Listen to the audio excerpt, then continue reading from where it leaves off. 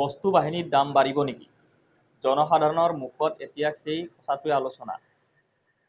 যেহেতু পেট্ৰলৰ দাম বাঢ়িল, সেই গতিকে বস্তু বাহিনীৰ দাম বাঢ়িব নেকি? যেহেতু ইলেকশ্যন গ'ল, পেট্ৰলৰ দাম বাঢ়িল, এতিয়া বস্তু বাহিনীৰ দাম কিয় নাবাঢ়িব? নাবাঢ়িব কিয়? এইটোৱে ডাঙৰ প্ৰশ্ন।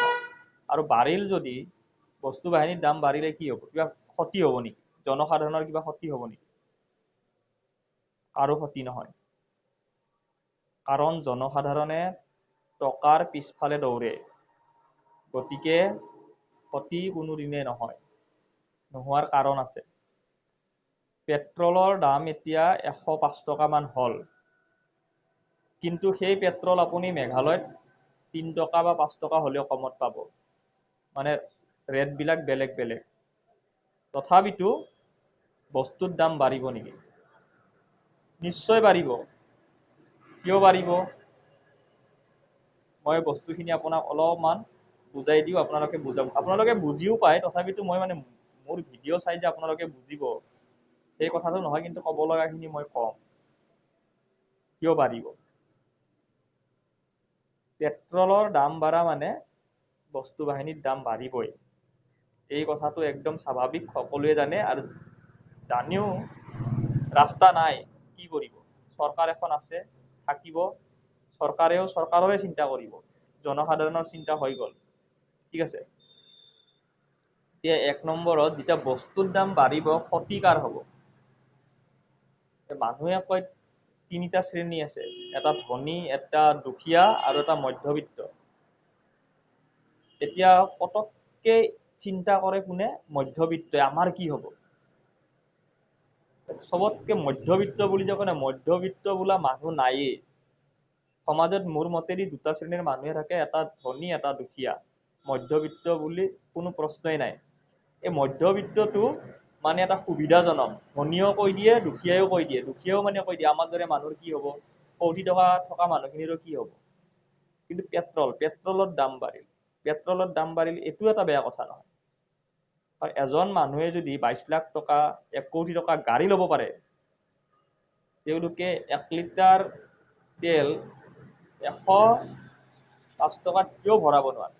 এজন নিম্ন শ্ৰেণীৰ মানুহ বা দুখীয়া শ্ৰেণীৰ মানুহ বা মই, তেনেকুৱা ব্যক্তি বহুত আছে, মানে অদৰকাৰী টকা যদি 200 টকা এটা খৰচ কৰিব পাৰে, একদম শিখৰ, তামোল, চিগাৰেট, মদ, ভাং এইবিলাকক লৈ যদি খৰচ কৰিব পাৰে, তেতিয়াহ'লে নিজৰ লাগতিয়াল কামত কিয় খৰচ কৰিব নোৱাৰে? আপোনালোকে পেট্ৰলৰ দাম বাঢ়িলে মানে যদি কিবা ক্ষতি হয়, মইতো নাভাবোঁ। মানুহৰ আজিকালি অভাৱে নাই। অভাৱ নোহোৱাৰ কাৰণ এইটোৱে যে সকলোৰে টকা আছে। কাম বনটো সকলোৱে কৰে, কিন্তু খেতি বাতি নকৰে। খেতি বাতি কেইটামান খেতিয়কে কৰে, কৰি গোটেই ভাৰতখন বা গোটেই অসমখন চলাই আছে। এই কথাটো সঁচা। পেট্ৰলৰ দাম বাঢ়িল, বস্তুৰ দাম বাঢ়িব, গোটেই হেৰি হ'ব। তোমালোকৰ যে বেংকত যে কোটি কোটি টকাৰ যে সংখ্যাকেইটা যে আছে, সেইগিলাটো তোমালোকে কোনোদিনে ওলাই মানে খৰচ নকৰা। কৰা নেকি? নকৰা। 50,000 টকা তোমালোকে পেঞ্চন পোৱা, মানে ডেইলি 2300 টকামানকে দিন হাজিৰা বুলিয়ে ক'ব লাগিব, মজুৰি পোৱা, আৰু খৰচ কৰা মাত্ৰ সেই 20 টকা। পেট্ৰলৰ দাম বাঢ়িবই। গাড়ী লৈ লৈছা পুৰা 22 লাখ টকা দামী গাড়ী। মোৰ মতেদি সকলো বস্তুৰ দাম হ'ব লাগে। চিলিণ্ডাৰৰ দাম হ'ব লাগে 2000 টকা। পেট্ৰলৰ পাৰ লিটাৰত হ'ব লাগে 5000 টকা। তাৰপিছত কাৰেণ্টৰ বিল 1 ইউনিটত কমেও 500 টকা। বস্তুবিলাকৰ দাম খুব বঢ়াই দিয়ক, বহুত বঢ়াই দিয়ক, আপত্তি নাই। যেতিয়া বস্তুৰ দাম বাঢ়িব, তেতিয়াহে জনসাধাৰণে বুজিব, নহ'লে নুবুজে নহয়। কেৱল টকাকেইটা জমা কৰিব, বেংকত থ'ব, বাছ লোন ল'ব, গাড়ী কিনিব, ঘূৰিব ফুৰিব, সেইটোৱে জীৱন হৈ আছে, হয়নে নহয়? গতিকে চৰকাৰে ভালে কৰিছে। পেট্ৰলত 105 টকা কিয়? 1005 টকা লিটাৰ কৰিব লাগে। চিলিণ্ডাৰ 900 কিমান? 900 কিমান টকাত? 3000 টকাত যদি ব্লেকত কিনিব পাৰে, তাৰ মানে জনসাধাৰণে কিনিব পাৰে। টকা আছে। কিন্তু মই এটা কথা কওঁ, সঁচা কৰি আজিও সমাজত বহুত এনে ব্যক্তি আছে যাক আমি সঁচাকৈ দুৰ্বল শ্ৰেণী বুলি কওঁ। এনেকুৱা মানুহৰ কিন্তু সঁচাকৈ প্ৰভাৱ পৰিব, এই কথাটো কিন্তু সঁচা। আৰু সেই কথাটো চৰকাৰে কিয় চাব লাগে? জনসাধাৰণৰ মাজতে বহুত টকা আছে, জনসাধাৰণে বহু মানুহক সহায় কৰিব পাৰে, জনসাধাৰণে সকলো সমস্যা সমাধান কৰিব পাৰে, কিন্তু আপোনাক নিদিয়ে। দিলে তেওঁলোকৰ শেষ হৈ যাব। বহুত টকা আছে, কিন্তু বহু মানুহৰ নাইও বাৰু, মই এই কথাটো স্বীকাৰ কৰোঁ।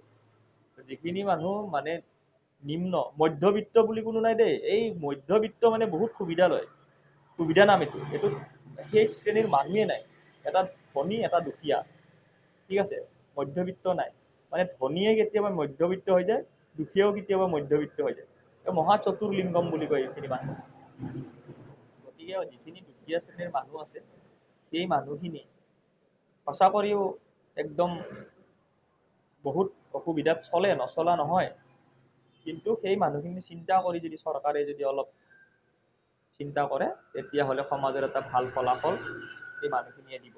ধনী মানুহে কোনোদিনে সমাজৰ কথা চিন্তাই নকৰে।